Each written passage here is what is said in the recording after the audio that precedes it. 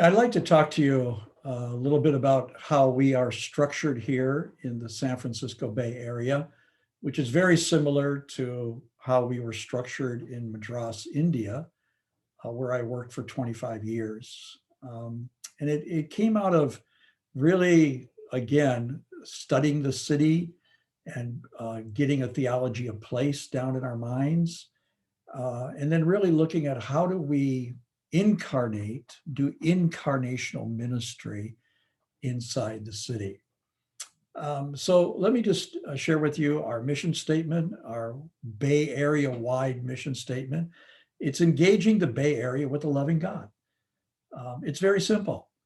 Now, we have many ministries in different parts all across the Bay Area, but each one of those ministries um, has their own mission statement that's different from this, but this is the overarching mission statement. So we are located across the San Francisco Bay Area in many different locations. And as I said, our mission statement is engaging the Bay Area or San Francisco or San Jose or Fremont with a loving God. And we have three focuses. The tip of the arrow is aiming at those three focuses: people, places, and passions. Our mission statement is the shaft of the arrow. It keeps us in a strong, stable position when you have a good mission statement. And then we have feathers on the arrow, and those feathers really guide our outward activities. And our three values are engage with compassion, equip for missions, and empower for change. And that's something that guides us all across the San Francisco Bay Area, although each ministry is very, very different. So we're located across the Bay Area. These are some of our locations. I need to make a new slide that gives more of our locations that are now online, but these are some of our locations. And we see the Bay Area, the 9 counties, the 8 million people, the 101 cities that are in these 9 counties on this map. We see the Bay Area as our base. We are very careful about calling one location the base. We see the Bay Area as our base, and the different cities and counties and neighborhoods and companies and universities are like our departments. And that's where our teams live. They don't live down here where I am, they live out there. So it broadens our focus in a very, very broad way.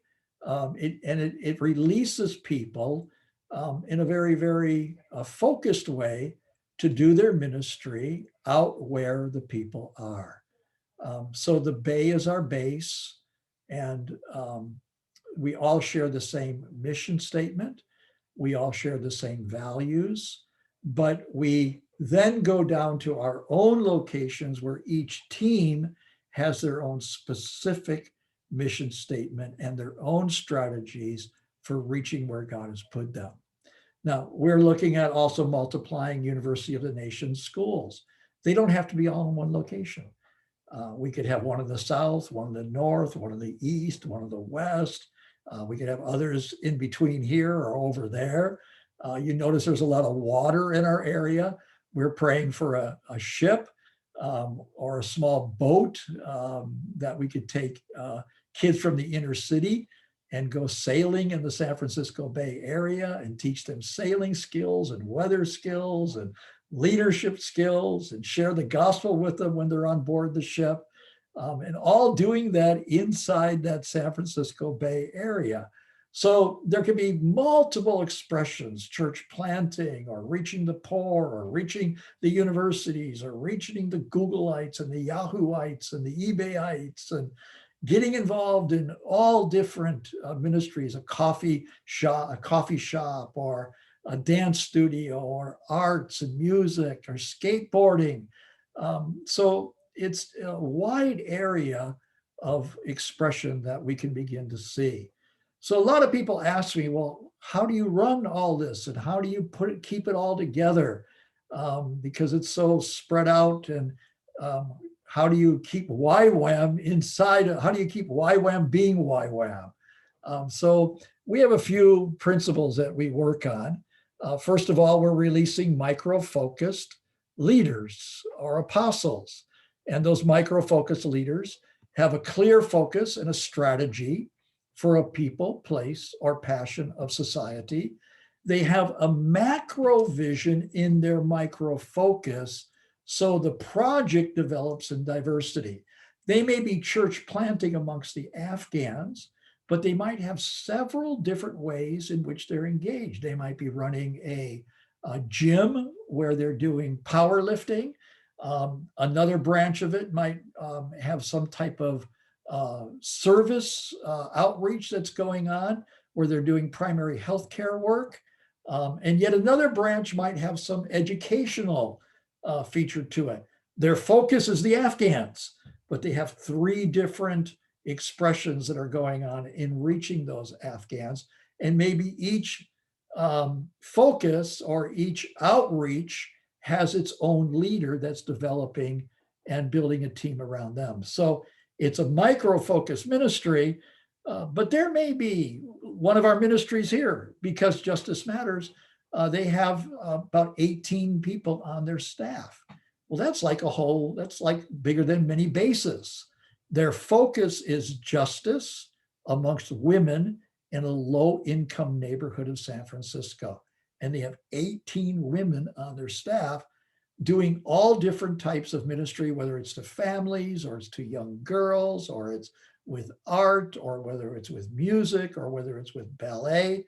And so it's developing in diversity. They have an ability, the micro-focus leader has an ability to gather others around them in a team effort. They have people skills and character that builds disciples. They have the ability to sustain the project financially. They're good at fundraising, and they have to fundraise. Money is not being given from one main center. We're building transformational ministries that donors want to support and see them impact society with the kingdom of God. And they need a long-term commitment to accomplish the task. We don't start any ministry that's outside, or that's on its own, I should say, in the city, unless the leader has a 5-year commitment. Lauren Cunningham told me many years ago, or told me in a group of people many years ago, that it takes 5 years to establish a YWAM base. And so we kind of use that principle here, that you need at least a 5-year commitment. It takes 1 year just to smell the context, and then 2 years to really start developing strategies, and then you start building momentum. So we release leaders that can make a 5-year commitment to a particular task. And how do we keep them together? We use what Lauren's come up with the circles, cycles, and circuits in keeping people together. So each team develops their own policies. Each team is responsible for their own finances. Each team is responsible for their own recruiting. Each team leader sits on the Bay Area Circle team. So we have a team of leaders that oversee all the ministries, and we call it the Bay Area Circle team, or the BACT. And we meet once every 3 months for a half a day. And we focus on the 4 C's: coordinate, collaborate, communicate, and connect. We don't make top-down decisions. Decisions are being made at the team level. Strategies are being made at the team level. We might coordinate. Lauren Cunningham is coming to town. How can we all coordinate that event together? We communicate what's happening in the San Francisco Bay Area. Each team gives a report at that half-day meeting. We meet once every 3 months for about a half a day. And it's a time of worship. We're connecting with God. We're connecting with one another. We're communicating, giving reports. We're collaborating, and we're coordinating The Bay is our base. Just like at a base, you have a staff meeting every week. Well, so do we, but it's kind of like a staff meeting once every 3 months. And they, in their own locations, have their own staff meetings going on maybe once every week, but on a large scale, once every 3 months for half a day where we're gathering together. All right. So we also have optional meetings that people can come to. We have city celebrations 2 to 3 times a year. We focus on the 3 F's: food, fun, and fellowship. We might have monthly worship nights. We don't do that so much in the Bay Area because of the long distance in travel. But when I was in Madras, India, we did every month. We gathered all the staff and students and the 19 different locations that we had. And we had wonderful rock and roll Tamil and English worship and lifting our voices to God and celebrating who he is in the heart of the city. And people would hang around after the worship and fellowship with one another because they missed seeing one another. On a base, you get tired sometimes of seeing the same person. Whereas in this model, you're looking to see the people because you've been away from them for so long.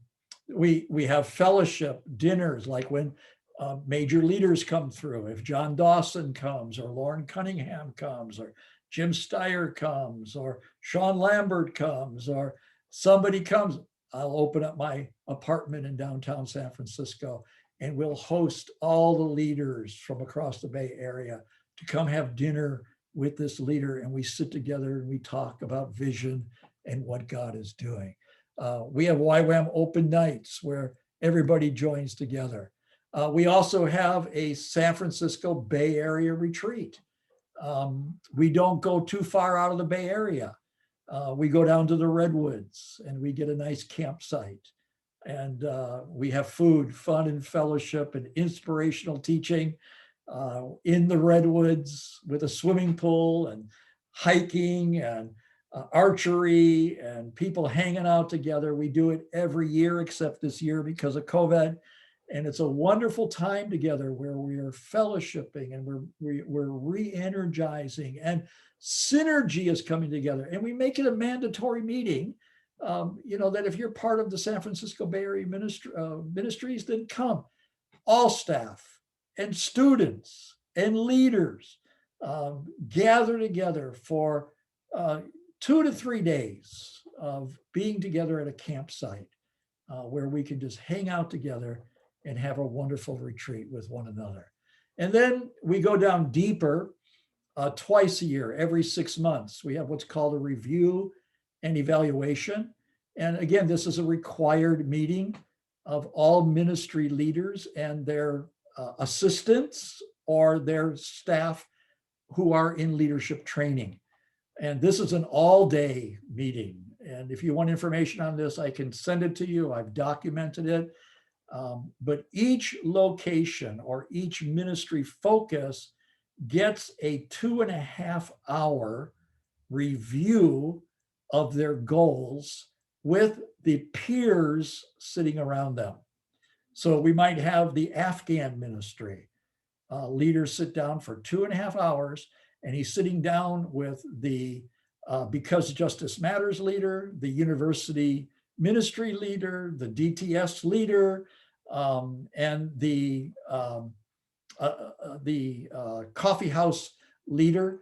And they sit down for 2.5 hours and they evaluate how is that leader doing in accomplishing the goals that they set 6 months ago. So we write down the goals that they say. If they say, I'm going to start 2 new Bible studies in the next 6 months, then at that meeting, we take out that document and we turn to that leader. We say, now you said you were going to start 2 new Bible studies in the last 6 months. How are you doing? If the leader says, oh my, I haven't been able to start those Bible studies, we do not say to that leader, why have you not started those Bible studies? We say to that leader, why have you not started those Bible studies?